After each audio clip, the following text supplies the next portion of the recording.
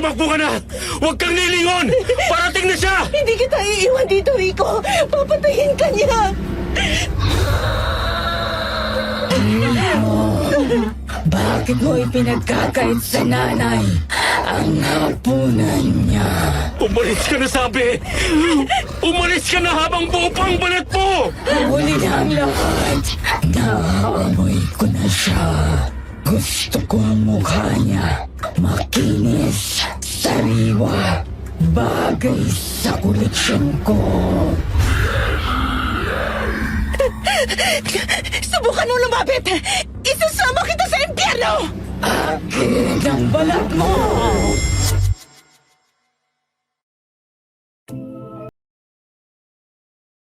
Mga katakipsim, naniniwala ba kayo sa mga kwento ng matatanda na ang mga aswang daw ay hindi sa gubat nakatira, kundi namumuhay lang din ng normal sa tabi-tabi? Paano kung ang taong pinagkakatiwalaan mo ng puso mo, yung akala mong perfect partner na, ay may tinatago palang nakakakilabot na sikreto sa ilalim ng kanyang balat? Kapag nagkaharap na kayo ng katotohanan, ano ang pipiliin mo? Ang ligtas ng sarili mong buhay o ang ipaglaban ang pag-ibig sa isang halimaw na anumang oras ay pwedeng gutumin sa laman mo? Kung may sagot po kayo, paki-comment naman sa ibaba. Kung gusto ninyong malaman kung anong lagim ang natuklasan ko tungkol kay Rico at kung paano ako nakatakas, pakinggan ninyo ang kwentong ito hanggang dulo. Good day po, Sir Jupiter, at sa lahat ng solid takipsilim listeners saan man sa mundo. Itago niyo lang po ako sa pangalang Ella, 28 years old. Isa po akong registered nurse sa Maynila. Nangyari po ang kwentong ito 3 years ago noong ma-assign ako sa isang liblib na probinsya para sa aking deployment. Noong mga panahong yun, punong-puno ako ng idealism. Gusto kong baguhin ang mundo. Gusto kong gamutin ang lahat ng may sakit. Tumakas ako sa Maynila dahil sa isang pagkakamali. Isang pasyenteng namatay sa mga kamay ko na hindi ko makalimutan. Akala ko sa probinsya makakahanap ako ng kapayapaan. Akala ko makakapagsimula ako ulit. Pero hindi ko inakala na sa probinsyang yun, ang sakit na gagamutin ko ay hindi nadadaan sa gamot, kundi sa orasyon, asin at matinding dasal. Ito ang kwento ng pag-ibig ko na nauwi sa bangungot.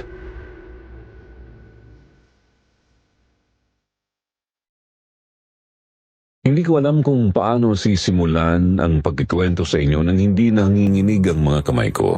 Isa akong relief nurse mula sa Maynila at ipinadala ako rito sa Barangay Maligaya para sa isang buwang serbisyo. Pero unang gabi ko pa lang, parang gusto ko na agad magpahatid pabalik sa terminal ng bus. Ang hangin dito ay kakaiba.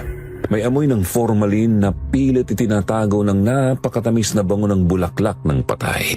At sa gitna ng ward sa bed 3, nandoon ang pasyente ko. Si Iza. 20 taong gulang pa lang siya. Dapat ay malakas at nasa rurok ng kanyang kabataan pero tila ba unti-unting natutunaw ang kanyang pagkatao sa harap ng mga mata ko. Habang nililinis ko ang kanyang sugat, ramdam ko ang bigat ng kanyang bawat hininga.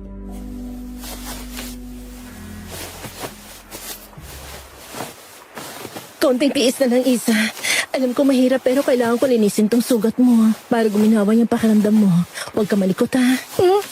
Ate Ella, ang hapdi po. Parang may kumakamot sa loob ng braso ko. Parang may gustong lumabas mula sa ilalim ng balat ko. Tulungan niyo po ako.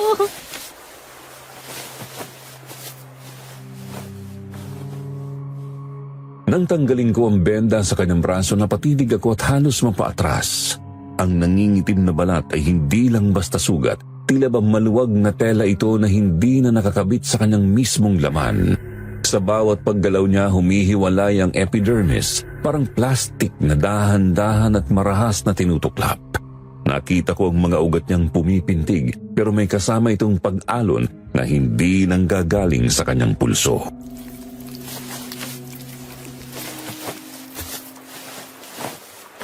Diyos ko, bakit ganito ang tissue niya?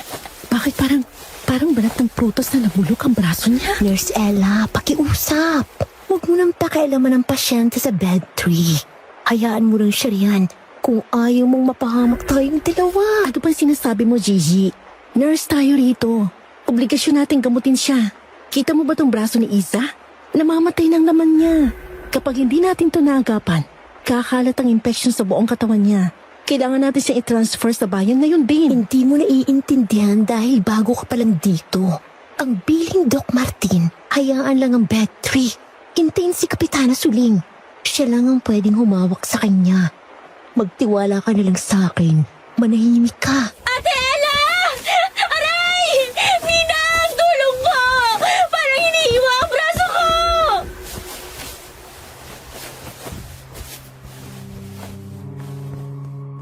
Sa gitna ng sigaw ni Iza, narinig ko ang mabibigat na yabag sa hallway. Isang tunog ng sapatos na walang kaamor-amor ang paghakbang. Lumingon ako at nakita ko ang resident doctor ng klinik.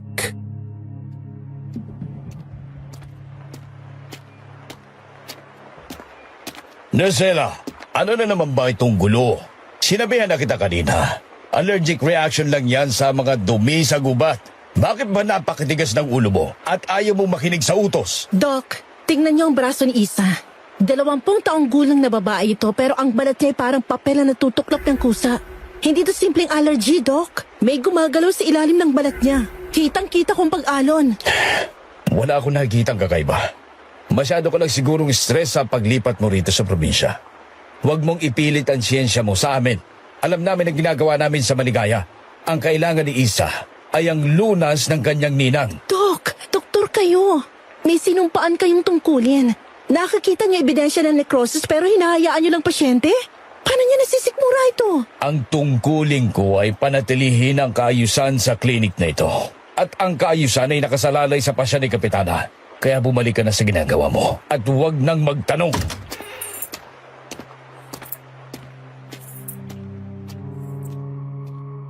Napatigil kaming lahat nang bumukas ang pinto ng ward. Pumasok ang isang babaeng balot ng mamahaling ginto, si Kapitana Suling. Ang kanyang ngiti ay napakatamis pero may hatid itong kilabot na tila ba nanunuot sa aking buto. Ang bawat hakbang niya ay sinusundan ng amoy ng formalin at mabangong bulaklak.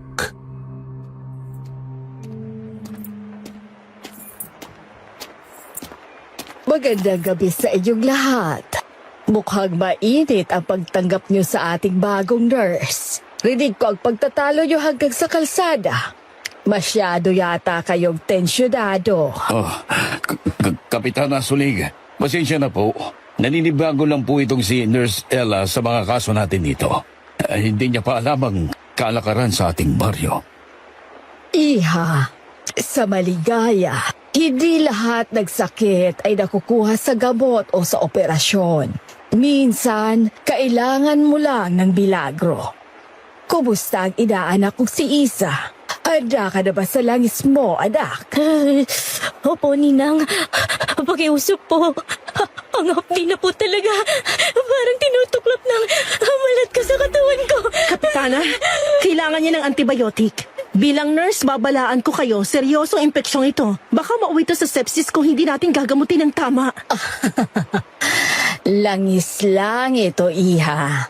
Katas sa mga ugat mula sa pinakamalalim na parte ng gubat. Tingnan mo kung paano tatahimik ang dalaga. Ang siyensya ay may limitasyon, pero ang kalikasan ay wala.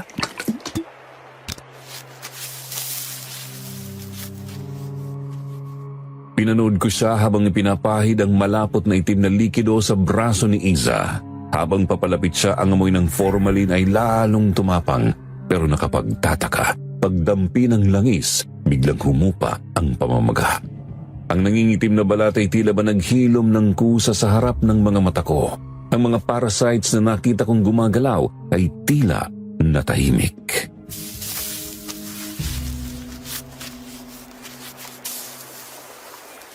Ay, salamat po, Ninang.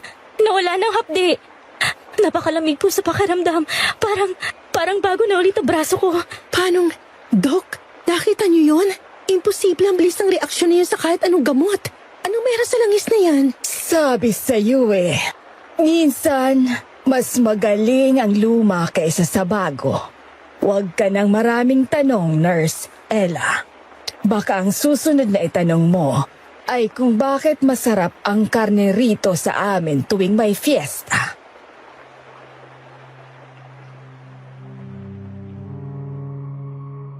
Pagkalis ni Kapitana Suling, bitbit ang kanyang tray, biglang tumahimik ang buong klinik. Pero hindi ito yung payapang katahimikan na nakasanayan ko sa Maynila. Para kaming mga hayop na nagpapakiramdaman sa dilim. Sinundan ko si Doc Martin sa kanyang opisina. Hindi ako papayag na matapos ang gabi nang hindi na sinasagot ang mga katanungan ko.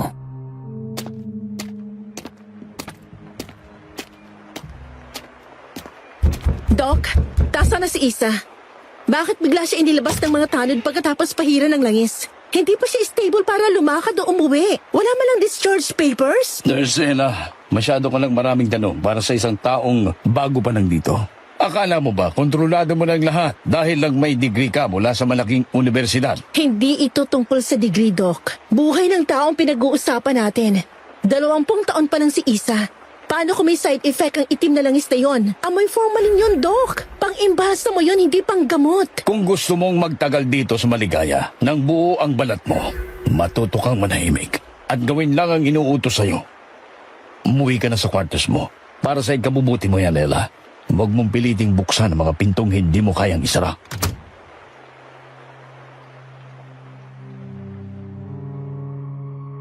Naiwan akong nakatayo sa hallway, nanginginig sa galit at takot.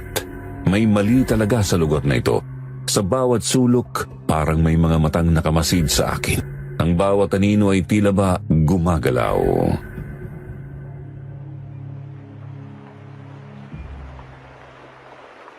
Nurse Ella, pumarito ka bilis. Huwag kang maingay. Baka marinig ka ni Doc sa loob ng opisina niya. Gigi, ano ba nangyayari rito? Saan nila talaga dinala si Isa? Bakit parang lahat kayo takot kay Kapitana? Wala akong nakita, Nurse Ella. At wala ka rin nakita. Yan ang dapat mong itanim sa isip mo. Manahimik ka na lang kung ayaw mong matulad sa nurse na pinalitan mo. Nurse? Ang sabi sa akin nito kanina nag-abroad siya para sa mas malaking sweldo. Iyon ang nakasulat sa turnover notes ko. Abroad? Yan ang sabi nila sa lahat. Pero ang totoo, nung nakaraang full moon, uniform na lang niyang nakuha sa bedtree. Walang katawan, walang dugo. Yung uniform lang niya na parang hinubad niya lang ito ng maayos bago siya naglaho. Walang bakas ng paghihirap, Ella.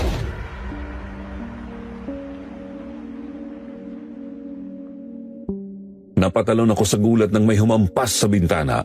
Ang takot na nararamdaman ko ngayon ay hindi ko na kayang ipaliwanag ng siyensya. Parang ang buong gusali ay buhay na buhay kasabay ng gabi.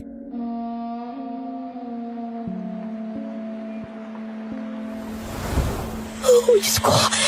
Sinasabi ko na sa iyo, Ella. Huwag kang lalapit sa bintana. Pumasok na tayo sa quarters. Ngayon din. Ano yun, Gigi? May nakita kong anino. Hindi yung sanga ng puno. Sigurado ako. May humampas na palad sa salamin. Huwag mo nang alamin. Utang na loob, Nurse Ella. Makinig ka naman sa akin kahit ngayon lang. Nagsisimula na sila. Nararamdaman mo ba yung lamig? Hindi yan galing sa ulan. Ha? Bakit tayo magtatago? May mga pasyente tayo sa loob. Si Isa nasa na siya? Kung may kung anong hayop sa labas, kailangan malaman ni Doc Martin. Hayop? Akala mo ba hayop lang ang kayang gumawa nun? Ella, tumingin ka sa akin. Huwag kang titingin sa labas. At ikaw, napakaganda ng balat mo. Masyado kang sariwa. Masyadong malinis. Iyan ang hinahanap nila. Baka matipuhan ka dyan. Ano bang sariwang sinasabi mo? Bakit pa parang balat ang pinag-uusapan niyo rito simula nang dumating ako? Ano ba meron sa balat ko na wala sa inyo? Dahil kami mga taga rito, matatanda ng mga balat namin. Tuyot na sa formalin.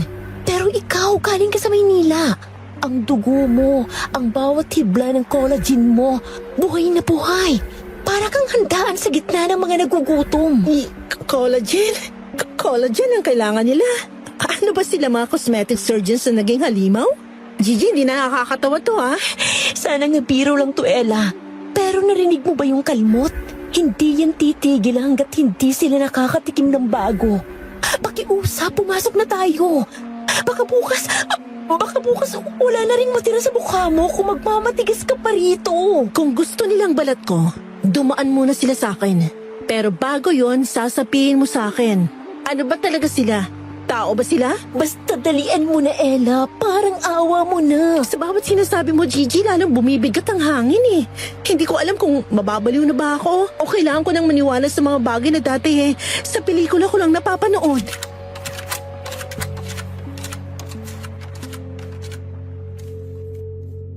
Napatigil ako. Ang tunog ay nagmumula sa bintana sa likod ng station. Dahan-dahan kong iniharap ang aking flashlight. Doon, sa kabila ng salamin, may nakita akong mukha.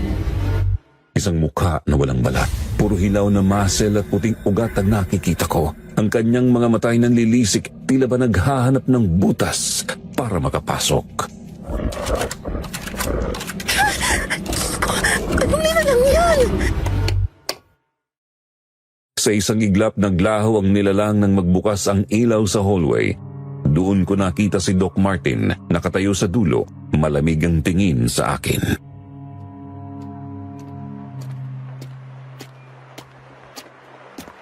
Sabi ko sa iyo, Ella, huwag kang masyadong mausisa. Ang nakita mo ay hindi guni-guni. Ang nakita mo ay katotohanan ng maligaya na pilit naming tinatago sa mga tulad niyong dayo. Matulog ka na bago ka patuluyan nilang maamoy.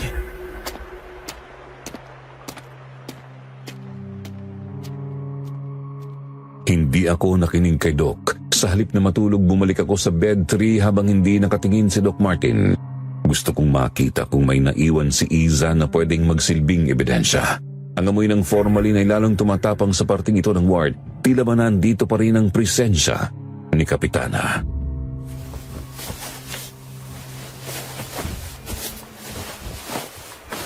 Wala na talaga siya rito. Pero bakit amoy bulaklak ng patay ang punda ng una niya? Bakit parang lumalamig ang paligid dito sa kama niya?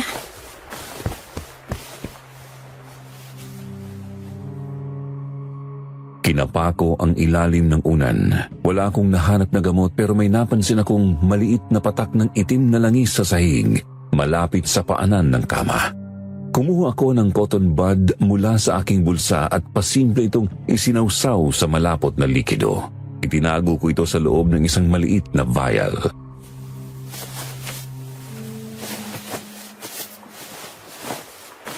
Hindi ako papayag na maging susunod na uniform na lang matitira rito. Malalaman ko rin ang totoo kahit anong itago niyo sa akin. Science versus alamat. Tinitiyak ko sa inyo. Lalabas ang katotohanan.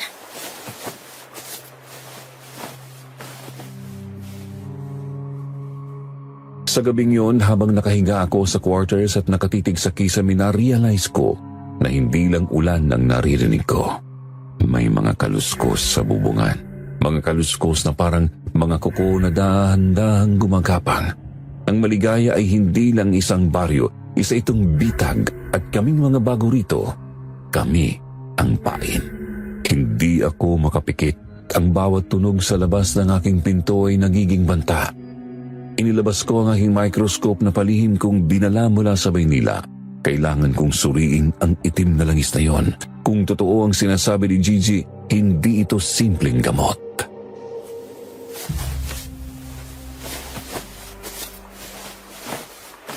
Okay, Ella. Focus.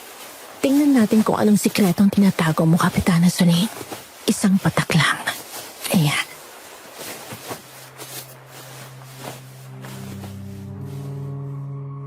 Itinapat ko ang aking mata sa lens. Sa umpisa, blurred ang lahat. Pero nang inadjust ko ang focus, nanigas ang buong katawan ko. Hindi ito katas ng halaman. Ang nakikita ko ay mga buhay na selula. Pero hindi ito normal. May mga maliliit na nilalang na hugis uod na mabilis na kumakain sa mga red blood cells. Nilalamon nila ang buhay sa loob ng bawat patak.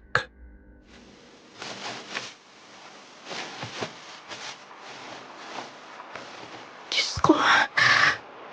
Hindi ito gamot. Isang uri ito ng parasite. Isang parasite na kumakain ng laman habang buhay pa ang host.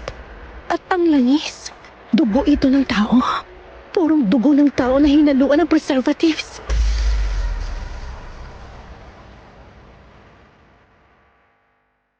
Biglang namatay ang ilaw sa loob ng quarters. Ang tanging liwanag na natira ay ang mula sa aking maliit na flashlight.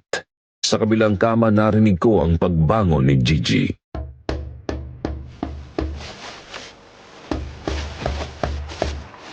Ella, narinig mo ba yun? May kumatok sa bintana ko, pero nasa second floor tayo. Gigi, tumahimik ka. Hawakan mo tong flashlight. Huwag kang titingin sa bintana kahit anong mangyari.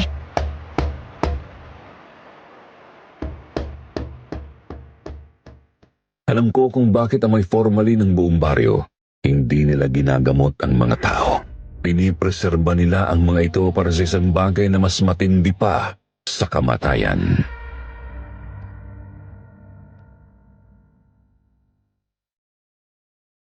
Pagkatapos kong makita ang mga parasite sa microscope, hindi na ako makahinga ng maayos. Ang quarters namin ni Gigi biglang naging kabaong sa sikip. Hindi ko na inisip ang panganib. Kailangan kong kumprontahin si Doc Martin o kung sino man ang nananatili sa labas. Bitbit ang aking flashlight, lumabas ako patungo sa main gate ng clinic. Ang ulan ay tumila na, pero ang lamig na naiwan nito ay nanunuot hanggang sa aking mga buto. Doon sa tapat ng naglalakihang rehas may nakatayo, isang anino na tila ba bahagi na ng kadiliman.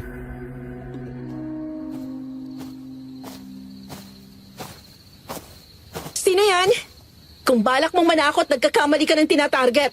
Sarado ng klinik, bumalik ka na lang bukas. Bakit gising ka pa, nurse? Hindi ba sinabihan na kayo ni Doc Martin na patayin ang lahat ng ilaw kapag sumapit ng alas 12? Ang liwanag sa quarters nyo ay parang parola sa gitna ng gubat.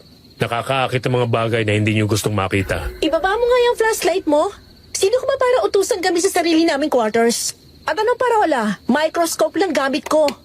Tiko, ako ang tanod na nagbabantay sa paligid ng health center. At ako rin ang anak ni Kapitana Suling. Kaya kung ako sa'yo, nurse, makikinig ka sa mga babala ko kung gusto mo pang makitang sumikat ang araw bukas.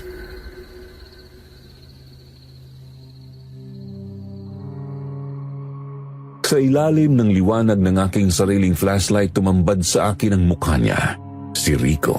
Inasahan kong makakita ng isang matandang barumbado, pero ang nasa harap ko ay isang lalaking nasa kanyang mga late 20s. Moreno, matangkad at may mga matang tila ba pagod na sa mundong ginagalawan niya. Pero may kakaiba sa kanya.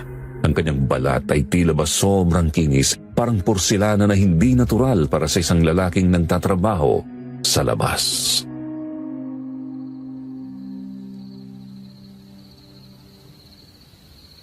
Pwes Rico, mabutit nagpakita ka. Pakisabi sa nanay mong kapitana na hindi ako tanga. Nakita ko ang langis na ipinahid niya kay Isa. Nakita ko ang mga parasite sa loob noon. Anong klaseng laso na pinapakain niyo sa mga tao rito sa Maligaya? At nasan si Isa? Isa? Wala na siya rito. Dinala na siya sa lugar ng pagbabago. At wag mong tatawaging laso ng langis na yon. Yun ang nagpapanatili sa kanyang balat na buo. Sa ngayon. Lugar ng pagbabago? Anong kalokohan yan? 20 taon pa lang ang dalaga, Rico. May pamilya siya. May pangarap. Paano niya nasisikmurang gawin siyang parang laboratory rat para sa mga eksperimento ni Kapitana? Akala mo ba gusto namin to? Sa tingin mo ba ay madaling makita mga kaibigan mo na unti-unting nawawala ang sarili nilang balat? Nurse ka, Ella. Alam mo ang science, di ba? Pero ang science mo ay walang laban sa gutom na nagmumula sa ugat ng baryong ito. Sabihin mo sa akin ang totoo. Bakit amoy formalin ang buong paligid? Bakit si Doc Martin Tico mambibig? Natatakot ba kayo kay Kapitana? Hindi lang si nanay ang dapat mong katakutan. Ang buong gubat na nakapaligid sa atin, punong-puno yan ng mga nilalang na di mo alam. Mga nilalang na tinalikuran na ang kanilang pagkatao, kapalit ang panibagong buhay. At ikaw, Ella, masyado kang maingay. Masyado kang mausisa. Yan ang papatay sa'yo rito. Ibig mong sabihin? Mga aswang? Yun ba ang tawag niyo sa sarili niyo? Tawagin mo kami kung anong gusto mo. Pero ang katotohanan ay simple lang. Kailangan namin ng balat para mabuhay. At ang balat mo ay napakaganda, Ella. Sariwa, walang peklat. Ramdam ko ang daloy ng dugo mo mula rito sa kinatatayuan ko. Huwag ka lalapit sa akin. Isusumbong ko kayo sa mga otoridad sa bayan. Hindi kayo makakaligtas sa batas. Ang batas dito sa Maligaya ay sinanay. Walang pulis na papasok dito nang hindi niya pinapayagan. Kaya pakinggan mo ako ng mabuti, nurse. Umalis ka na rito. Bukas na bukas din. Sumakay ka sa unang jeep na dadaan sa kanto. At bakit mo ako tinutulungan? Hindi ba't anak ka ni Kapitana? Dahil sawang-sawa na ako sa amoy ng formalin at nabubulok na karne. Dahil minsan, gusto ko ring makakita ng isang taong hindi kabilang sa sumpa na to na makakalabas ng buo ang pagkatao. Huwag mong hintayin ang full moon, Ella. Dahil kapag lumabas ng bilog na buwan, kahit ako, hindi na kita kayang protektahan.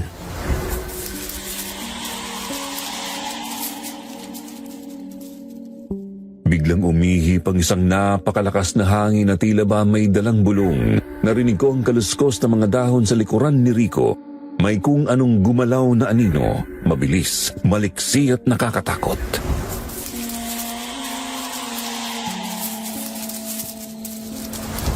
Pumasok ka na sa loob. Ngayon na, huwag mong lilingunin ang anumang maririnig mo sa likod mo. Ilak mo ang pinto at huwag kang magbubukas kahit sinong kumatok. Rico, ano yun? May nakita akong gumalaw sa dilim. Parang tao na gumagapang sa puno. Takbo, Ella! Takbo!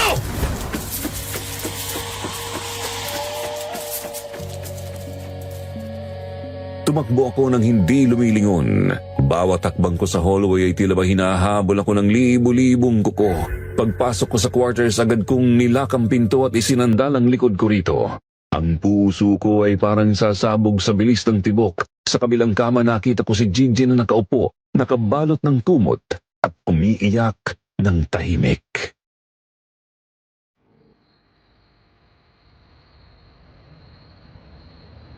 Nakausap mo siya, diba? Nakausap mo si Rico. Sabi ko naman sa'yo, huwag kang lalabas. Gigi, ano bang klaseng lugar to? Sabi ni Rico, kailangan daw nating umalis. Sabi niya kailangan nila ng balat para mabuhay. Totoo ba yun? Totoo bang mga aswang sila? Bakit laging maraming stock ng formalin si Doc Martin sa supply room? Hindi yun para sa mga specimen, Ella. Para yun sa kanila. Para hindi agad mabulok ang mga balat na kinuha nila sa mga biktima nila. Silang mga skinners. At si Doc Martin, bakit siya tumutulong? Paano niya nasisikmurang lahat ng ito? Dahil takot din siya. Dahil nang dumating siya rito 10 taon ang nakakaraan, nakita niya kung paano balatan ng kanyang asawa sa harap mismo ng kanyang mga mata. Ang pananatili niya rito at ang pagtulong niya kay Kapitan ang naging kabayaran para hindi siya ang susunod. Diyos ko, isang buong baryo ng mga biktima talimo. At si Isa, siya ba ang susunod na papatayin? Si Isa, 20 taon na. Sa edad niya yun, ang kanyang balat ang pinaka-ideal para kay Kapitana. Matibay, bata, sariwa. Yun ang gagamitin ni Kapitana para sa kanyang sarili sa darating na kapistahan. Hindi ako papayag. Kung kailangan kaladkarin ko si Isa palabas ng baryon to, gagawin ko. Hindi mo kaya, Ella. Wala kang laban sa kanila. Tingnan mong bintana. Nakikita mo bang mga anino? Binabantayan na nila tayo. Naaamoy na nila ang takot mo.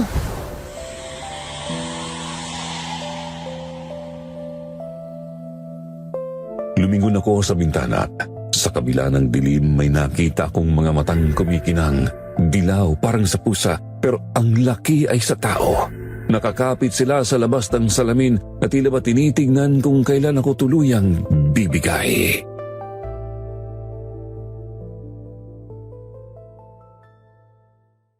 May kung anong nagtulak sa akin na pumunta sa dulo ng hallway. Sa likod ng supply room, may nakita kong isang pinto na palaging nakalak. Gamit ang susing nakuha ko sa mesa ni Gigi, dahan-dahan ko itong binuksan. Ang bumulagta sa akin ay hindi mga gamot kundi isang amoy na halos magpasuka sa akin. Ang amoy ng pinaghalong suka, dugo at kemikal.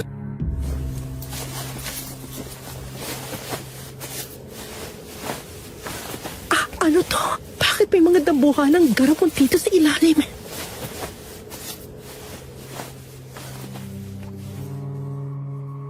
Itinutok ko ang flashlight ko sa mga estante.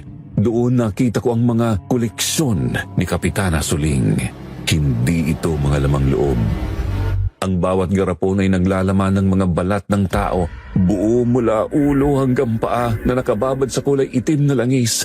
May mga label ang bawat isa, ang pinakabago, Iza Reserved.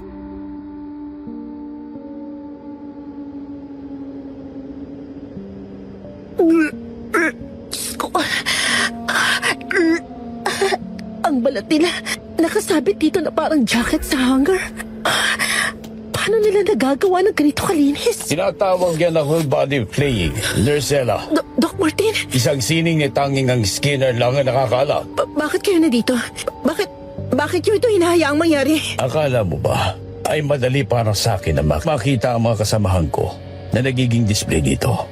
Pero alam mo ba kung anong kapalit nito? Ang bawat balat na kinukuha ni Kapitana ay nagbibigay ng kapayapaan sa maligaya sa loob ng 5 taon. Walang sakit, walang epidemya, walang namamatay sa gutom. Pero buhay ang kapalit! Pinatay niyo sila! Hindi ako ang pumatay sa kanya. Ang tradisyon ang pumatay sa kanya. At ngayon, si Isa naman ang magsasakripisyo. 20 taon na siya, Ella. Ang kanyang collagen ang nasa pinakamataas na kalidad.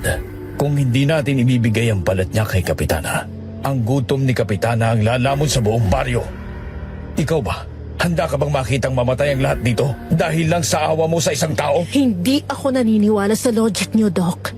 Ang pagpatay ay pagpatay. Kahit ano pang dahilan ang ibigay niyo. Masyado kang idealista. Pero tignan mo ang sarili mo.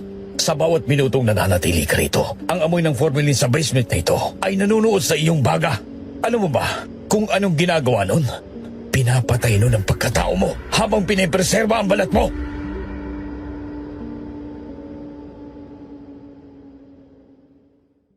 Hindi ako nakatulog hanggang sa sumikat ang araw. Ang bawat minuto ay tila ba 1 taon ng pagdurusa. Nang mag-umaga, agad akong pumunta sa ward. Inasahan kong makikita si Iza na nanghihina. Pero ang tumambad sa akin ay isang bagay na mas nakakatakot pa sa kamatayan.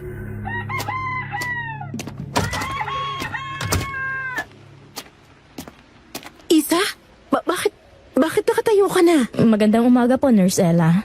Sabi ko naman sa inyo, malakas po ako. Magaling na po ako.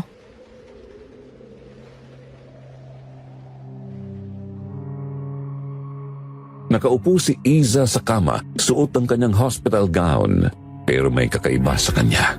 Ang kanyang braso na kagabilang ay nangingitim at natutuklap, ngayon ay makinis na. Pero ang pagkakakinis nito ay hindi normal. Parang balat ng prutas na wax ang texture. Wala itong mga buhok, walang pores, at ang kulay masyadong maputla.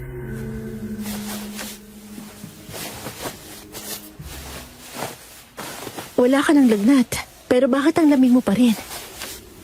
Isa, tingnan mo ang braso mo. Paano to gumaling ng ganun kabilis? Binigyan ako ni Ninang ng bagong lakas. Ang langis na yun. Ang sarap sa pakiramdam. Ate Ella, bakit po kayo nanginginig? Dapat po ay matuwa kayo para sa akin. Kailangan na nating umalis dito, Isa. Ngayon na, tutulungan kitang makalabas. Hindi to normal na paggaling. Niloloko ka lang nila. Bakit po tayo aalis? Masarap po rito. Inaalagaan nila ako. At alam niyo po ba, gutom na po ako. Sobrang gutom. Isa, nasasaktan ako. Bitiwan mo braso ko. Ang ganda ng balat niyo, Ate Ella. Ang bango. Parang ang sarap hawakan. At dumihin. Darcela, bitiwan mo ang pasyente. Nakita mo namang nagpapahinga siya. Doc, tingnan niyo si Isa. Ibang kilos niya at ang balat niya, hindi ito sa... Sabi ko sa iyo, manahimik ka. Isa, sumama ka na sa amin. May inihandang espesyal na pagkain si Kapitana Suling para sa iyo sa kanyang bahay. Opo, Doc. Gutom na po talaga ako.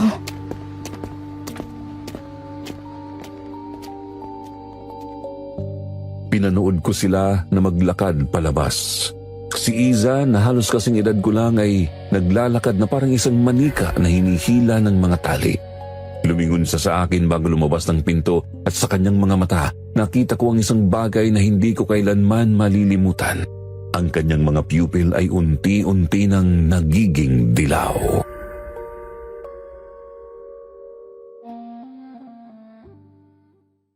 Naiwan akong mag-isa sa ward, nanginginig. Alam ko na ang susunod na mangyayari. Kung hindi ako kikilos, si Iza ang magiging unang biktima sa darating na full moon at ako ang susunod. Kinuha ko ang aking bag. Kailangan kong hanapin si Rico. Siya lang ang tanging pag-asa ko para makalabas dito ng buhay.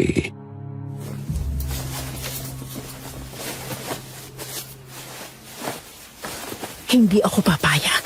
Hindi ako susuko ng walang laban. Science man ang sumpa. Dudurugin kong baryong to kung kailangan.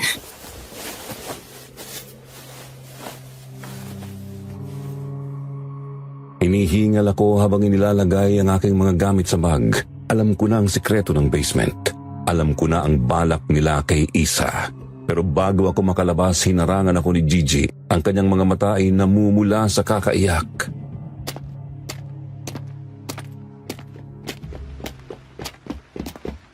Huwag kang pupunta sa gubat, Ella. Pakiusap. Kapag nakita ka nila doon, wala nang makakapagligtas sa iyo. Kailangan kong hanapin si Rico, Gigi. Siya lang ang tanging tao rito na may konsensya pa. At kailangan natin iligtas si Isa. Nakita kong pangalan niya sa garapon. Hindi mo siya maililigtas. Dahil si Isa mismong humiling nito. Ano?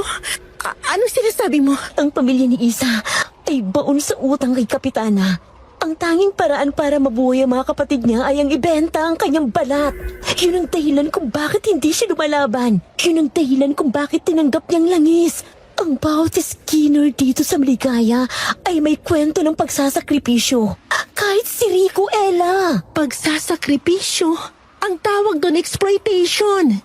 Ginagamit ni Kapitana kahirapan niyo para manatili siyang maganda't bata. At anong gusto mong gawin namin? Lumaban sa isang nilalang na hindi namamatay sa bala? Sa isang nilalang na kayang talupan ang mukha mo sa loob ng 5 segundo? Mas mabuti nang mawala ng isang balat kaysa mawala ng buong pamilya. Kaya niyo bang sikmuraing makita si Isa naglalakad na parang hilaw na karne? Pagkatapos nito? Hindi mo maintindihan dahil hindi ikaw nakatira rito. Pero sige, kung gusto mong magpakahero, gawin mo. Pero tandaan mo, Ella, kapag pumasok ka sa gubat na yan, hindi lang si Kapitan ang kalaban mo. Ang gutom ng Maligaya ay nakatitig na sa iyo.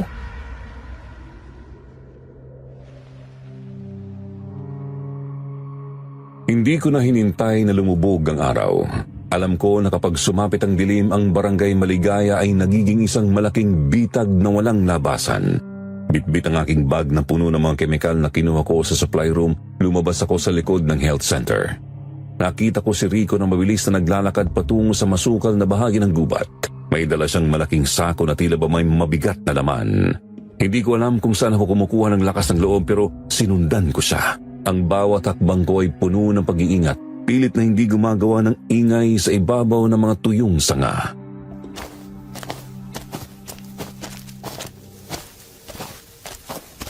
Saan ka pupunta, Rico?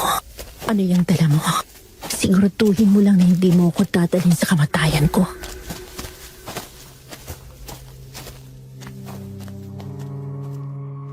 Habang palalim kami ng palalim sa gubat, ang amoy ng formalin ay unti-unting napapalitan ng amoy ng malansang dugo at nabubulok na karne. Huminto si Rico sa tapat ng isang malaking puno ng balete.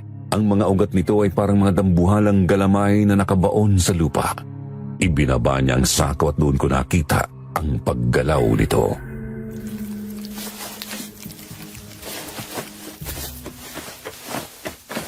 Rico! Tumigil ka! Ano yung nasa loob ng sako na yan?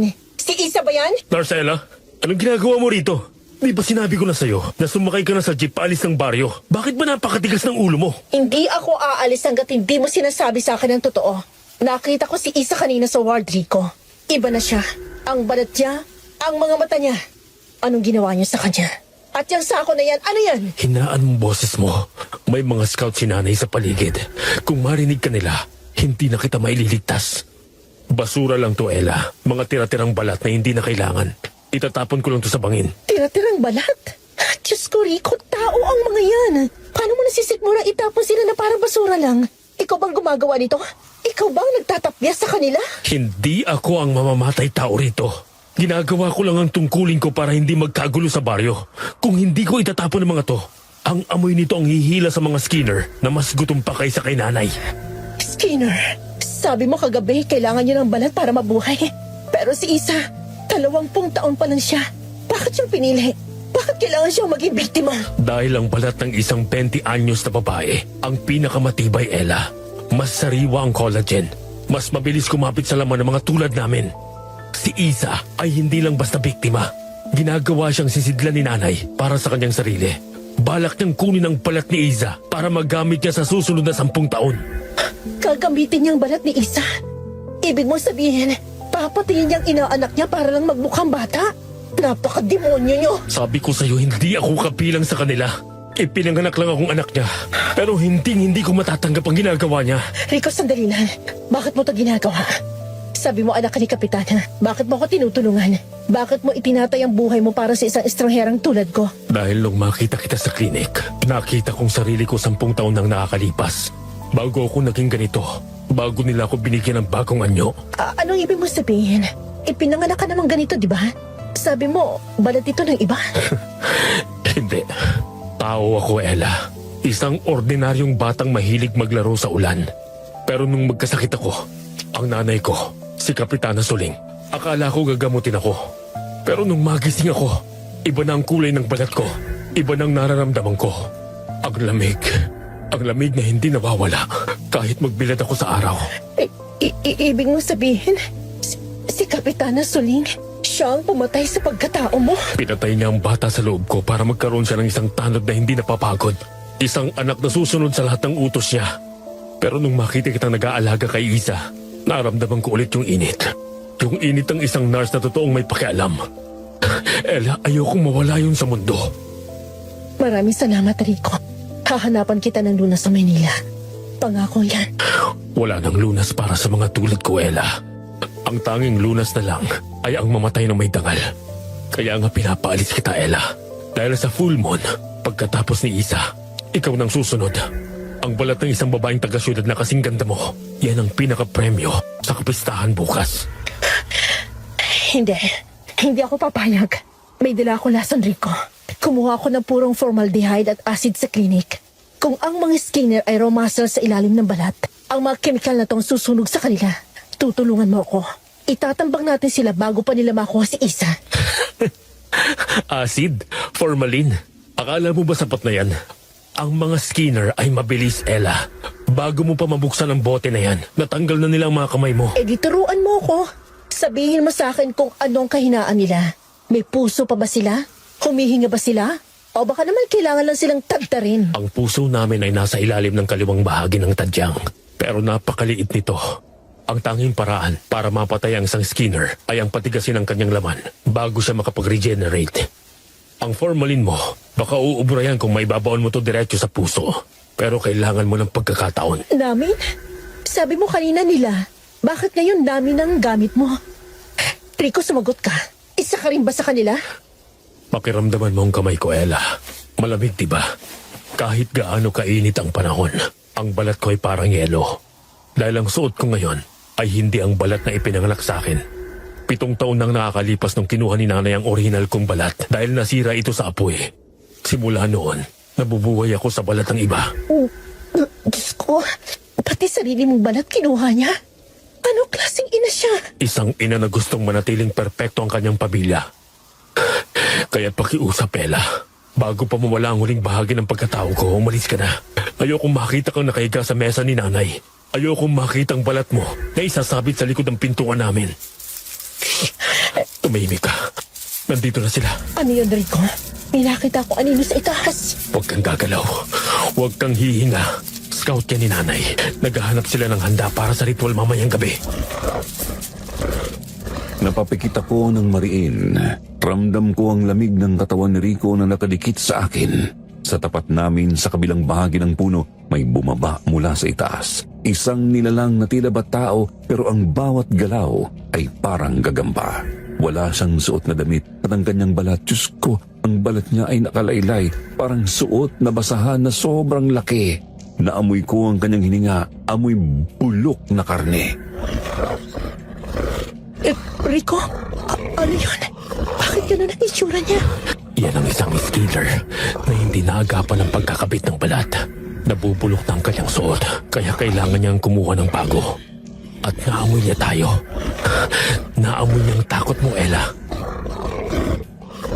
Huminto ang nilalang sa harap ng aming pinagtataguan. Ang bawat tunog ay parang humihiwa sa aking kaluluwa.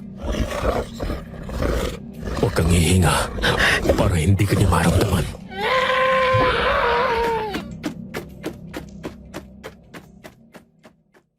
Sa di kalayuan ay may narinig kami at nagkatinginan kaming dalawa at ang skinner na nag-aabang sa akin ay mabilis na tumungo sa gawing yun. Isang hiyaw na hindi sa tao pero pamilyar sa aking pandinig.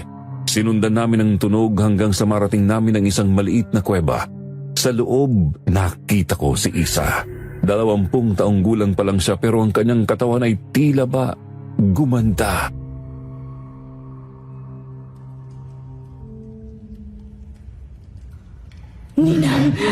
Bakit po ganito? Bakit po parang ang sikip na ng balat ko? Parang sasabog ang dibdib ko. Hinga ng malalim, Isa. Ang iyong lumang balat ay nagiging maliit na para sa iyong tunay na anyo. Kailangan na nating tulungan ang iyong katawan na lumabas.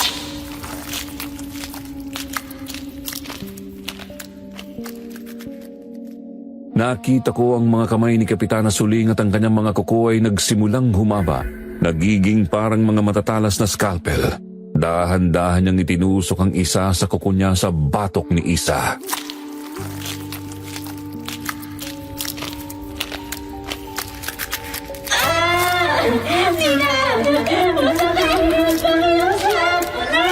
Tiis lang, anak.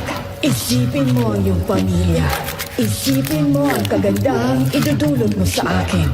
Isang hiwa lang dito hanggang sa bewang. Rico, kailangan natin pigilan yan. Binabalatan niya na si Isa habang buhay pa ito. Huwag ka. Kapag sumugod tayo ngayon, pareho tayong mamamatay. Tignan mo, hindi lang si nanay ang nandun.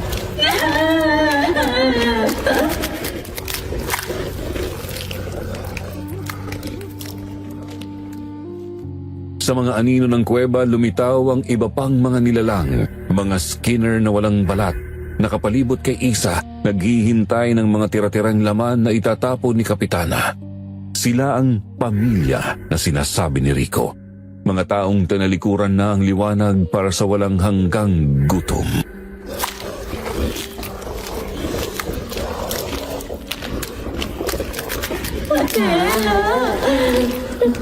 Nasaan po kayo?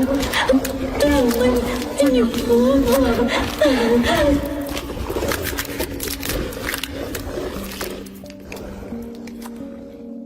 Ang tawag ni Iza ay tila ba isang punyal sa aking puso. Bilang nurse, ang tungkulin ko ay magpagaling pero dito sa gitna ng gubat wala akong ibang magagawa kundi manood habang ang isang inosenteng buhay ay kinakatay para sa vanity ng isang halimaw. Nawala sa paningin ko si Rico.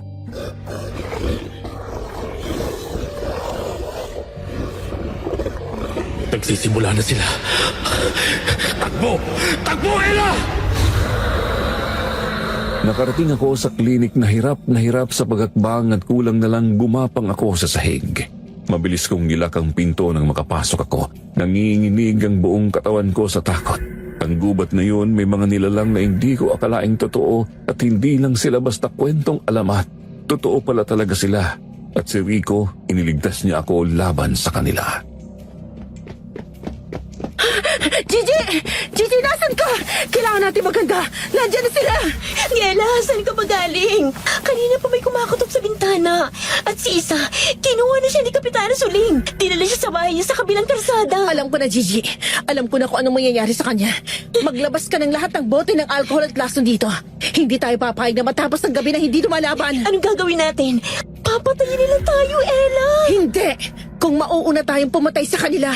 Gigi, makinig ka sa akin. Ang mga Skinner ay may kahinaan at gagamitin natin ang bawat patak ng kemikal na to para protektahan ang ating mga sarili. Habang inihahanda ko ang mga bote ng acid, narinig ko ang isang tunog sa labas ng pinto. Isang marahang katok. Nurse Ella, Iha, gising ka pa ba? May nakalimutan akong sabihin sa'yo tungkol sa ating fiesta bukas.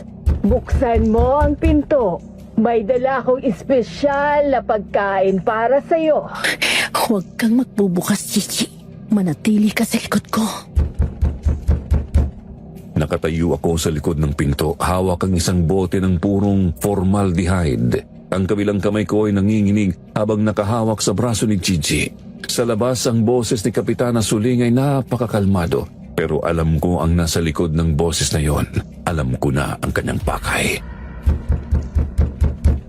Nurse Ella, Iha, alam kong gising ka pa. Naamoy ko ang pawis mo hanggang dito sa labas. Buksan mo ang pinto.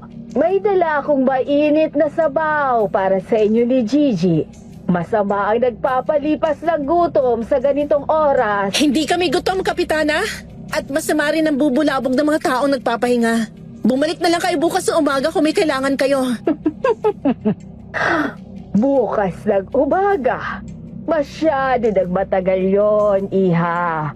Alam mo na ba na ang ating fiesta? Kailangang handa ang lahat. Si Isa, ang inaanak ko, tapos na ang kanyang gamutan. Gusto kanyang makita. Gusto niya magpasalamat sa pag-aalaga mo sa kanya. Nasaan si Isa? Ibalik niyo siya rito sa klinik. Pasensya na po pero hindi pa siya pwedeng lumabas. Huwag mo na siyang hanapin, Nurse Ella. Maayos na ang kanyang kalagayan. Sa katunayan, napakaganda na ng kanyang bagong balat. Gusto mo bang makita? Isang silip lang sa bintana at makikita mo kung gaano siya kapormal para sa darating na ritual. Lumingon ako kay Gigi. Umiling siya ng mabilis, ang kanyang mga mata ay puno ng luha pero hindi ko napigilan ang sarili ko. Dahan-dahan akong lumapit sa bintana at hinawi ang kurtina ng bahagya. Dahil sa liwanag ng langit na nagmula sa kidlat ay nakita ko sa ilalim ng puno ng akasya sa labas ng klinik si Isa. Nakatayo siya ng tuwid pero ang kanyang ulo ay nakatagilid sa isang anggulong hindi natural. Ang kanyang balat ay tila ba nakabalot ng plastik na kumikinang sa ulan at ang kanyang mga mata wala na itong puti, puro dilaw na lang ang nakikita ko. Anong ginawa niyo sa kanya? Isa, tumakbo ka! Layuan mo sila! Ate Ella, halika na po rito. Ang sarap ng pakiramdam. Hindi na po ako nasasaktan. Gusto ko na rin po kayong makitang ganito. Gusto ko na rin hawakan ang balat niyo. Hindi si Isa yan! Isang halimaw nang nasa labas! Tama ka, Iha. Hindi na siya ang mahinang dalaga na nakilala mo. Siya na ang aming bagong sisidlan. At ikaw ang susunod na magiging bahagi ng aking koleksyon. Buksan mo na ang pinto, Nurse Ella. Huwag mo nang pahirapan ang sarili mo. Biglang gumuho ang pinto. Hindi na ito si Kapitana Suling na nakita ko kanina. Ang kanyang mukha ay tila ba natutunaw. Ang balat sa kanyang pisngi ay nakalaylay na parang lumang basahan. Hinablot ko si Gigi at tumakbo kami patungo sa hallway. Takbo, Gigi! Huwag ka niningon! Sa supply room tayo! Doon tayo magkukulong! Hindi tayo makakaligtas, Ella. Nandiyan na sila. Naririnig ko mga kuko nila sa dingding. Sa gitna ng dilim ng hallway, biglang may humablot sa aking braso. Akala ko ay katapusan ko na pero ang lamig ng kamay na yon pamilyar sa akin. Dito, sa dulo ng pasilyo. Dalian nyo! Akala ko iniwan mo na ako sa gubat! Wala nang oras para sa paliwanag. Nahanap na nila ang amoy nyo. Si nanay, hindi na siya makakapaghintay hanggang bukas. Gusto niya na ang balat mo ngayon din. Rico! Bakit mo ipinagkakait sa nanay ang hapunan niya? Hindi ba't sabi ko sa'yo, kailangan natin ng bago? Ang balat ng nurse na yan, napakakinis, napakasariwa. Bagay na bagay sa koleksyon ko para sa ating anibersaryo. Ella, tumakbo ka na. Dalhin mo si Gigi sa likod ng health center. May butas dun sa bakod. Huwag kayong hihinto hanggat hindi nyo nararating ang kalsada. Hindi kita iiwan dito, Rico. Papatayin ka niya. Anak ka niya pero wala siyang awa. Umalis ka na, sabi. Umalis ka na habang buo pang balat mo. Pakiramdaman mong paligid. Hindi lang siya nandito. Ang buong pamilya ng mga Skinner. Nasa bubungan na sila. Tumingala ako at nakita ko ang kisame na dahan-dahang bumubuka. May mga daliri, mahahaba at matatalas na kuko ang sumisilip sa mga siwang. Ang amoy ng formalin ay naging nakakasuka. Huli na ang lahat. Naaamoy ko na siya. Gusto ko ang mukha niya. Gusto kong damahin ang bawat hibla ng kanyang balat habang mainit pa ang kanyang dugo. Subukan mo lumapit, Kapitana! Isasama kita sa impyerno! May dala akong acid! Susunugin kong bawat hibla ng laban mo! 'Akin Akin ang balat mo! Nakapasok kami ni Gigi at Rico sa supply room. Ito ang pinakaligtas na lugar dahil gawa sa simento ang mga dingding at bakal ang pinto. Pero sa labas naririnig namin ang kalmot ng mga kuko sa metal. Magpapakamatay na lang ako! Ayokong mabalatan ng buhay! Ella, saksakan mo na lang ako ng pampatulog pag-iusap! Magpakatatag ka, Gigi! Hindi tayo mamamatay rito! Rico, ano plano? Hindi tayo pwede manatili rito habang buhay. Mauubusan tayo ng hangin. May isang paraan.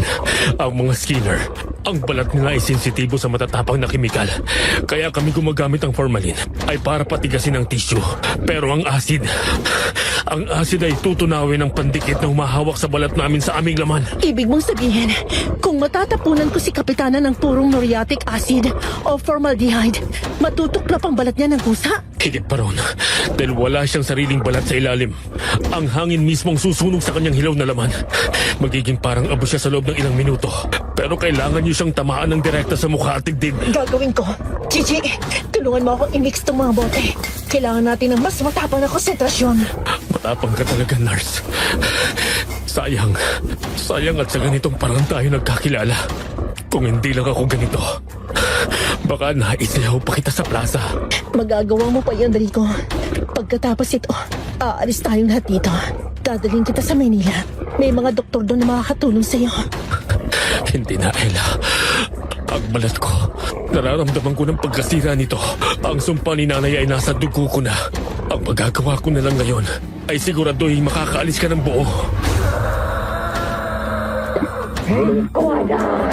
Buksan mo ang pinto! Gutom na si Isa! Gusto niya ng bagong kalaro! Gusto niya ang nurse mo! Narinig ko ang boses ni Isa, pero hindi na ito boses ng tao. Isang matinis na hiyaw na parang isang hayop na nasasaktan.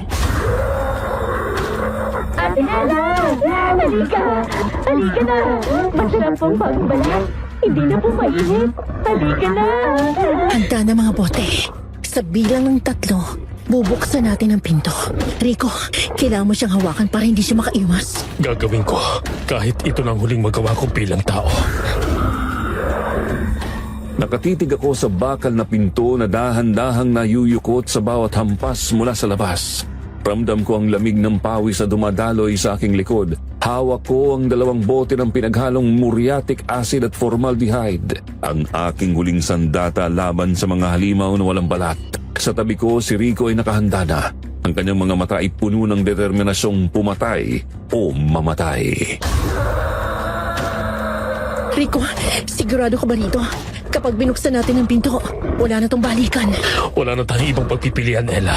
Mas gusto ko pang mamatay na lumalaban kaysa panoorin kang balatan ni nanay sa harap ko.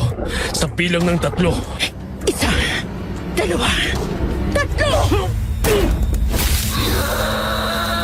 Sa pagbukas ng pinto, tumambad sa amin ang isang imaheng kailanman ay hindi ko malilimutan. Si Kapitana Suling. Hindi na siya ang kagalang-galang na opisyal ng barangay. Ang balat sa kanyang mukha ay nakalawit na parang punit na maskara. Pinapakita ang hilaw at mapulang laman sa ilalim. Ang kanyang mga mata ay nanlilisik sa galit at sa tabi niya si Iza. Ang dalaga ay gumagapang sa kisame. Ang kanyang mga kuko ay nakabaon sa simento. Rico! Pinili mo ang nurse na ito kaysa sa sarili mong dugo! Akala mo ba ay may liligtas mo siya? Subukan mo lumapit! Isasama kita sa impyerno! Ibinalibag ko ang unang bote sa direksyon ni Kapitana Suling. Tumama ito sa kanyang dibdib at nabasag. Agad na bumula ang kanyang katawan. Isang nakakabinging tili ang kumawala sa kanyang lalamunan habang ang usok ay nagmumula sa kanyang hilaw na laman. Ang balat ko! Ang balat ko! Rico, tulungan mo ako! Wala ka ng anak, nanay! Tatapusin ko ng sumpaw sa maligaya! Sinugod ni Rico sa Kapitana Suling at nagpambuno sila sa sahig. Habang nangyayari yon, biglang bumagsak si Iza mula sa kisape, direkta sa harap ko. Ang kanyang bibig ay bumubuka, naglalaway para sa aking balat. Ate Ella, kailangan ko mukha mo. Mainit pa. Gumising ka! Hindi ikaw yan! Inasinta ko si Isa ng pangalawang bote pero mabilis siya. Tumalon siya sa pader at muling gumapang sa taas. Sa ibaba nakikita ko si Rico na nahihirapan. Ang balat ni Rico ay nagsisimula na ring matuklap dahil sa dikit ng asid na tumalsik mula kay Kapitana. Ella, ang malaking galon sa siya. Buhusan mo kaming dalawa. Gawin mo na! Hindi ko kaya, Rico. Madadamay ka. Gawin mo na! Umalis ka na habang buo pa ang balat mo. Hindi ko na kayang pigilan ang gutom ko, Ella. Naamoy na kita. Wala na akong pagpipilian. Kinuha ko ang malaking galon ng formaldehyde at ibinuhos ito sa kanilang dalawa.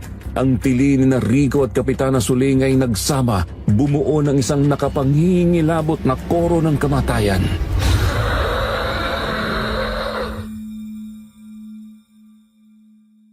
Nakita ko kung paano manigas ang kanilang laman. Tila ba nagiging bato sila sa gitna ng hallway.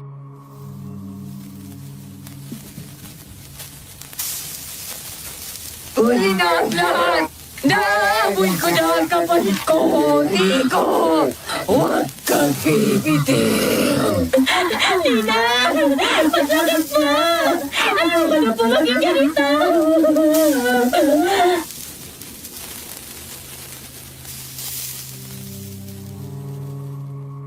Si Iza ay biglang bumagsak, nangingisay sa sahig. Ang kanyang bagong balat ay unti-unting natutuyo at nagiging parang papel. Hinablot ko si Gigi na nakatago sa likod ng shelf.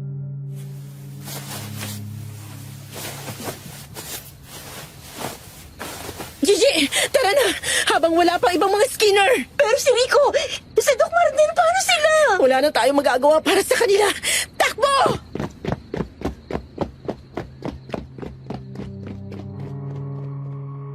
Pumasok kami sa opisina ni Doc Martin para dumaan sa bintana pero napatigil ako. Nakaupo si Doc Martin sa kanyang mesa, hawak ang isang litrato ng kanyang asawa. May hawak siyang baril sa kanyang kanang kamay.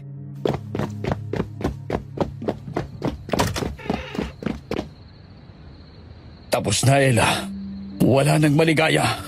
Wala nang pundo. Wala nang kapitana. Doc, ano yung baril? Tara na! Ligtas ng hallway! Ligtas? O walang ligtas sa baryong to, Iha. Ang virus ng mga Skinner ay hindi lang nasa balat. Nasa hangin ito. Nasa tubig. Nasa kaluluwa ng bawat tao na nananatili rito. Tignan mo ang kamay mo, Ella.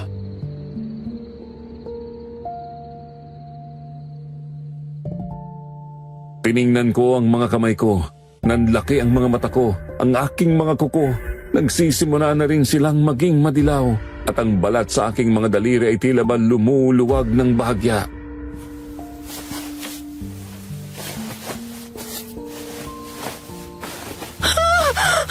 Hindi! Hindi maaari! Hindi ako nasugatan! Hindi ako napahiran! Naamoy mo ang formalin, di ba? Nalanghap mo ang katas ng uod. Habang nililinis mo si Isa, sapat na yon para simulan ang proseso. Sabi ko sa iyo, Ella, wala nakakalabas dito ng buo. Patawad, Nursela. Sana ay mas masarap ang magiging balat mo kesa sa asawa ko.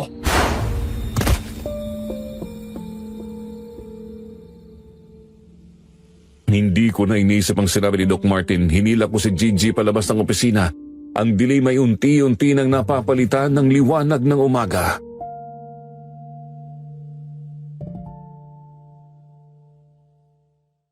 Ang katahimikan sa labas pagkatapos ng mga hiyaw ni na Kapitana Suling ay mas nakakabingi kaysa sa gulo kanina. Ang hallway ay puno ng naninigas na laman at natutunaw na balat. Pero hindi yun ang inuuna ko. Nakatingin ako sa aking mga braso. Ang balat ko parang nagiging kasing kinis ng porselana.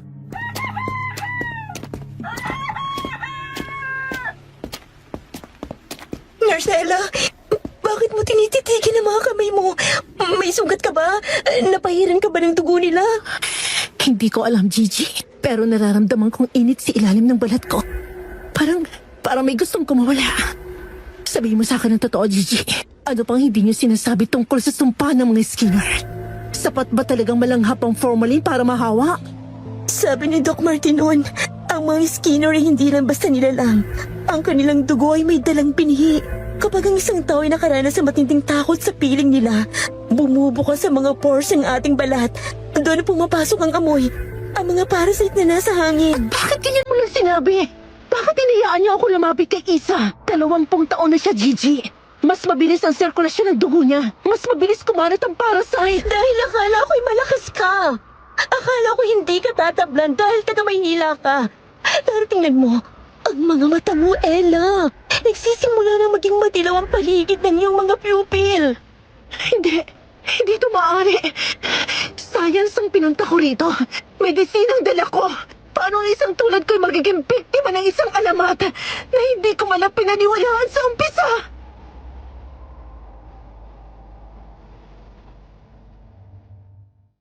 Hinawakan ko ang aking mukha. Ang balat ko ay napakalambot, masyadong malambot.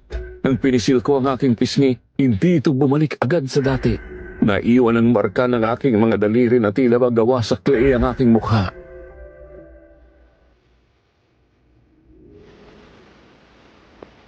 Gigi, kailangan natin humanap ng antidote sa opisina ni Doc Martin. May mga luma siyang research papers, di ba? May nabanggit pa siyang paraan para pigilan ng shedding. Ang tanging paraan lang naman nilaya ang formalin para patigasin ang tissue. Pero kapag ginamit mo yun, magiging katulad ka na rin nila. Maninigas ang iyong damdamin, mawawala ang iyong pagkatao. Magiging isa ka na lang nasuot na balat.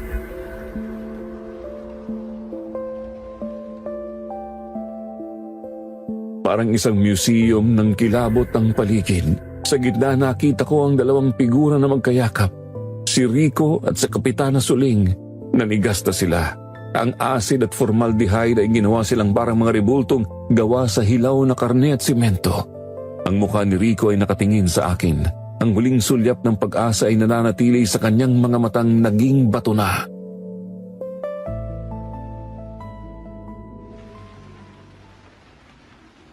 Patawad, Rico. Patawad kung ito lang ang tanging paraan na nahanap ko para iligtas ka. Huwag ka nang tumingin sa kanila, Ella. Wala na silang nararamdaman. Pero si Isa, nasan siya? Lumingon ako sa dulo ng hallway. Doon sa ilalim ng kumukurap na ilaw nakita ko si Isa. Ang dalaga ay nakatayo sa tapat ng bukas na bintana. Ang kanyang balat ay dahan-dahan ang natutuklap mula sa kanyang balikat. Lumalawit na parang balat ng ahas. Pero ang nakakatakot ay ang kanyang ngiti. Ate Ella, ang sarap po ng hangin. Nararamdaman ko ng kalayaan. Wala na po si Ninang para utusin ako. Ngayon, ako nang kukuha ng gusto ko. Isa, lumaban ka. Hindi mo kailangan maging halimaw. Bumalik ka rito. Tutulungan ka namin ni Gigi. Tulong? Tingnan niyo ang sarili niyo, Nurse Ella. Mas sariwa pang balat mo kaysa sa akin. Alam mo bang, habang tinitingnan kita, mas lalong kumakating laman ko. Gusto kong maramdaman kung gaano kalambot ang mukha mo. Subukan mo lumapit, Isa. At tatapusin kong sinimulan ko kay Kapitana. Magkikita pa tayo, Ate Ella. Sa susunod na full moon, kapag kailangan mo na rin ng bagong suot, alam mo kung nasan ako.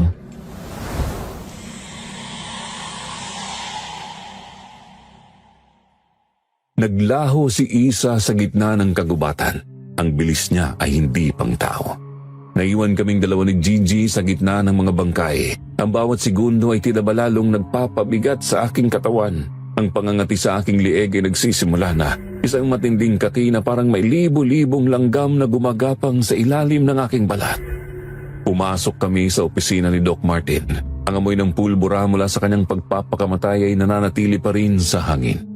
Hindi ko siya tinignan. Diretso ako sa kanyang cabinet. Kailangan ko ng sagot. Kailangan ko ng kahit anong makapagpapaliwanag kung bakit ang aking kuko ay dahan-dahang humihiwalay sa aking mga daliri.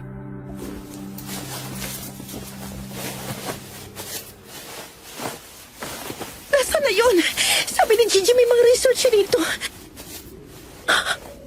Eto. Maligaya syndrome, biological shedding, and parasitic integration.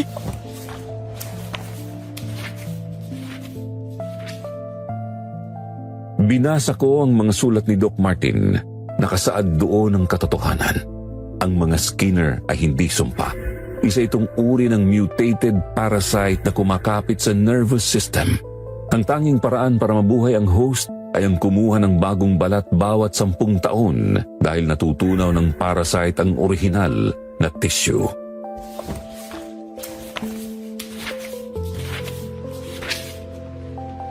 Patient Zero. Suling. Diyos ko. Si Kapitana nagdala nito rito. At ang lahat ng nakasalamuha niya, ang lahat ng nakalanghap ng kanyang amoy ay magiging ganito rin. Ibig sabihin, wala nang lunas? Maging ako ba, Ella? Maging ako ba ay magiging ganyan? Sabi rito, depende sa exposure. Ikaw, matagal ka na narito para hindi ka lumalapit sa shedding process. Pero ako ang humawa kay Isa nung nagsisimula na siya mag-transform. Ako ang naligo sa amoy ng kanyang pagbabago. Ella, ang liig mo, ang balat mo sa leeg, lumuluwag na. Alam ko, nararamdaman ko. Parang may humihila sa balat ko pababa. Gigi, makinig ka sa akin. Kunin mo ang lahat ng pera sa drawer ni Doc. Kunin mo ang susi ng kanyang sasakyan sa garahe. Umalis ka na rito. Paano ka? Hindi kita pwedeng iwan dito. Hindi mo ba naiintindihan? Sa loob lang ng ilang oras, mawawalan na ako ng kontrol.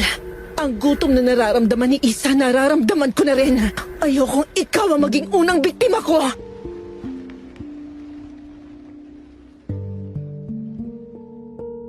Nakatitig ako sa bangkay ni Doc Martin. Ang kanyang ulo ay nakasandal sa kanyang mesa, tila ba natutulog lang siya pagkatapos ng isang mahabang shift. Pero ang butas sa kanyang sentido ay nagsasabi ng ibang kwento. Kinuha ko ang litrato ng asawa niya na hawak niya kanina. Isang magandang babae, may ngiti na puno ng buhay. Ngayon ang balat ng babaeng ito ay suot na ng isang halimaw sa hallway.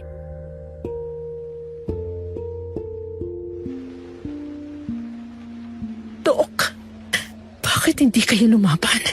Bakit mas pinili niyong ganitong katapusan? Ella, tara na. Baka may iba pa mga skinner na paparating. Narinig nilang putok ng baril. Sandali lang, Gigi. Tingnan mo to.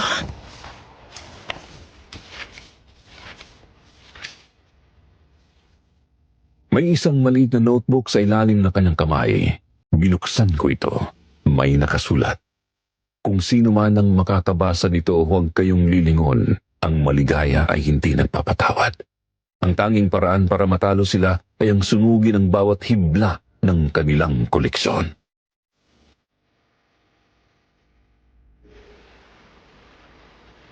Ang koleksyon, ang basement.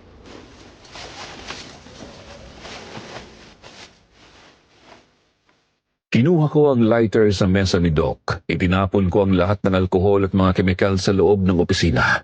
Bago ako lumabas, sinalaban ko ang mga kurtina. Kung ito ang huling-hiling ni Doc, tutuparin ko. Susunugin ko ang lahat ng alaala ng maligaya kasama ang mga balat na ninakaw nila.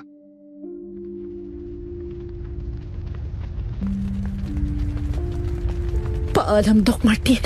Salamat sa huling babala.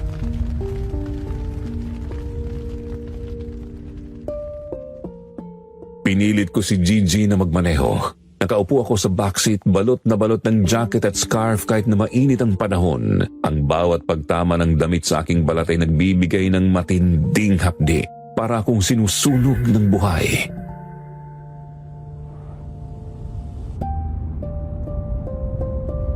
Bilisan mo, Gigi. Malayo pa bang bayan? Malapit na, Ella. Nakikita ko na mga ilaw ng terminal. Anong gagawin mo pagdating natin doon? Paano ka sasakay ng bus ang ganyan ang itsura mo? Magagawa kong paraan. Basta makalabas lang tayo sa radius ng maligaya. Sabi sa research ni Doc, ang parasites ay nangihina kapag malayo sa mother host. Baka tumigil ang proseso kung makakarating ako sa Maynila.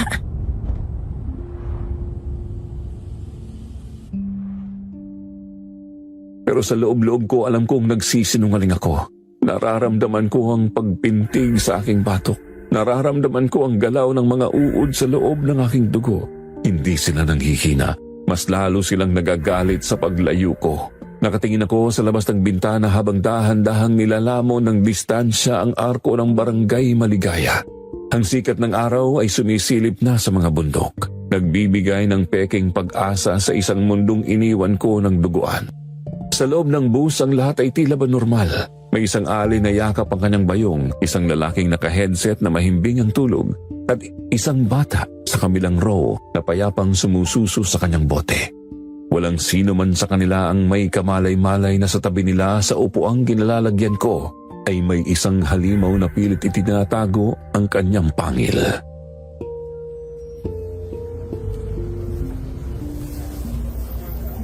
Gusto ko lang maging normal. Gusto ko lang bumalik sa dati kong buhay.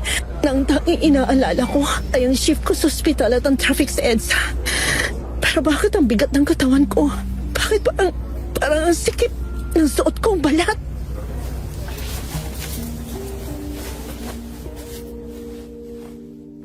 Kinuha ko ang aking maliit na salamin sa loob ng bag. Nanginginig ang aking mga daliri habang binubuksan ito. Tiningnan ko ang aking mukha. Makinis pa rin, sariwa. Ang bawat kurba ng aking pisngi ay tinabag gawa sa porselana. Pero nung itapat ko ang salamin sa aking mga mata, napatigil ako. Ang mga pupil ko may bahid na sila ng tilaw. Isang kulay na hindi nang gagaling sa liwanag, kundi sa isang gutom na nagmumula sa kailaliman ng aking sikmura.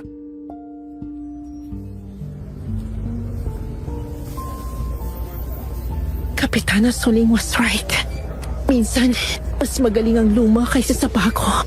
Sabi niya, ang balat ay maskara lang.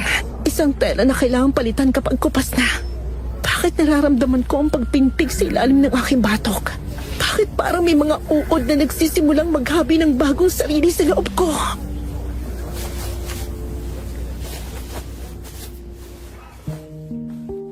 Napahawak ako sa aking leeg. Nararamdaman ko ang pag-alon sa ilalim ng aking dermis. Parang may kung anong nilalang na pilit na gustong lumabas, gustong huminga, gustong kumain. Tumingin ako sa katabi kong pasahero, isang dalaga, marahil nasa 20 anyos din kagaya ni Iza. Ang kanyang balat ay napakaputi, napakakinis, walang kahit isang peklat.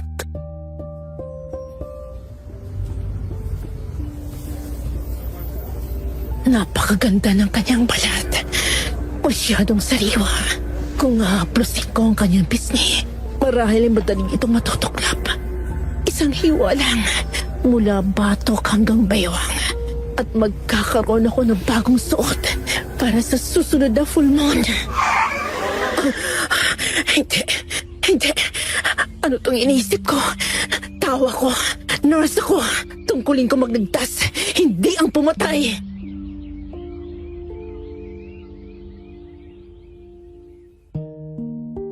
Huminga ako ng malalim, pilit na pinapakalma ang aking nagwawalang sistema. Pero nang lumingon ang dalaga sa akin dahil sa pagkagulat sa preno, nakita ko ang refleksyon ko sa kanyang mga mata. Hindi na ako si Nurse Ella. Ang nakita ko ay isang anino, isang Skinner na nagtatago sa likod ng isang magandang mukha.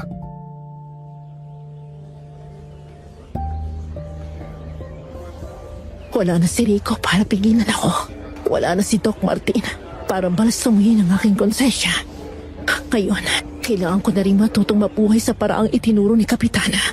Ang maligaya ay hindi ko lang iniwan. Dinala ko ito sa loob ng aking katawan.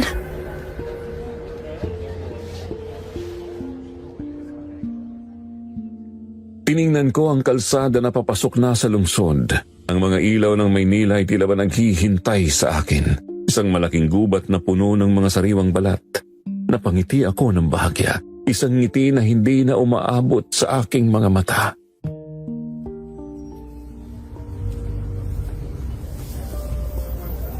Malapit ang full moon at kailangan ko na maganda ng aking koleksyon. Patawad Maynila, pero gutom na ako.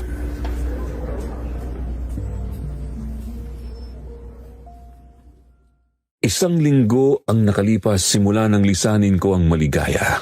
Pero ang maligaya hindi pa rin umaalis sa loob ko. Nandito ako sa aking apartment, nakakulong. Ang sala ko ay naging mistulang laboratorio. Ang amoy ng formalin ay humahalo sa amoy ng alcohol at sulfur. Hindi ako pwedeng maging katulad ni Kapitana Suling. Hindi ako pwedeng maging isang halimaw na nagnanakaw ng balat ng iba.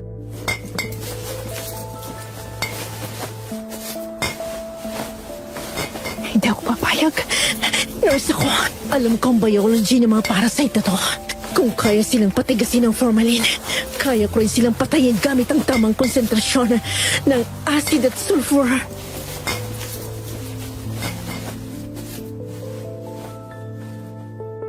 Tiningnan ko ang aking braso. Ang balat ko ay tila ba nagiging transparent. Nakikita ko na ang mga itim na uod na gumagapang sa ilalim ng aking mga ugat. Ang pangangati ay hindi ko na matiis, para akong sinusunog ng buhay mula sa loob.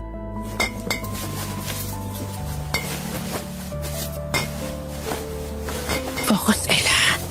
Sulfur, 10%. Alcohol, 70%. Kailangan kong iturok to diretso sa lymph nodes ko. Ito lang ang tanging paraan para pigilan ang shedding.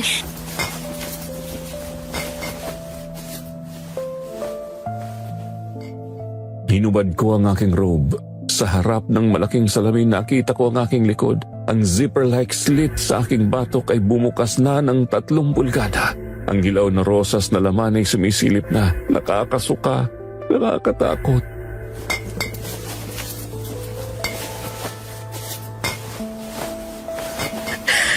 Patawad, Panginoon. Pero kailangan ko tong gawin. Kung lason ang pumatay sa pagkatao ko, lason din ang magbabalik sa akin.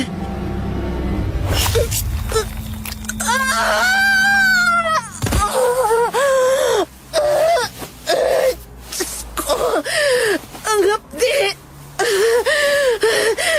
Parang asidong dumadaloy sa mga ugat ko!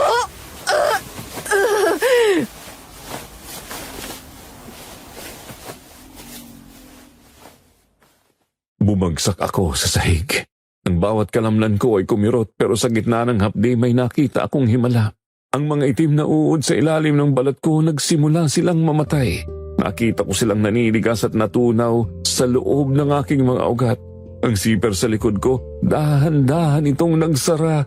Tila ba tinatahi ng isang hindi makitang kamay. Ito ang mga bahagi ng katawan kung saan madalas maglagi ang mga impeksyon at parasites, at dito ko rin itinurok ang ginawang antidote.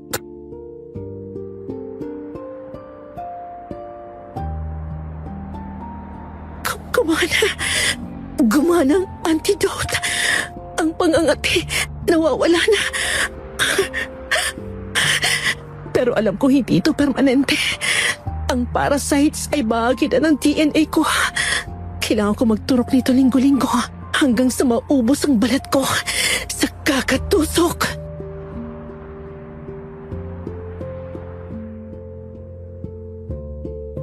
Nakabalik na ako sa ospital. Ang aking mukha ay makinis, pero hindi dahil sa summa kundi dahil sa kemikal na sumusunog sa aking mga pores.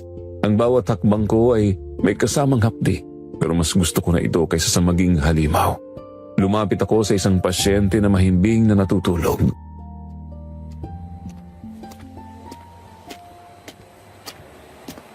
Magandang gabi po. Ako po ang nurse nyo. Nakita ko ang kanyang braso. Napakakinis. Napakasariwa. 1 linggo na nakalipas nung huli ako nagturok ng antidote. Nararamdaman ko na naman ang kiliti sa aking batok. Ang gutom, pumapalik na naman. Hindi ako magpapadala. Pero hanggang kailan ko kayang sunugin ang sarili kong laman para lang hindi ko makuha ang sayo? Patawad. Pero kailangan ko na ulit ng bagong dose.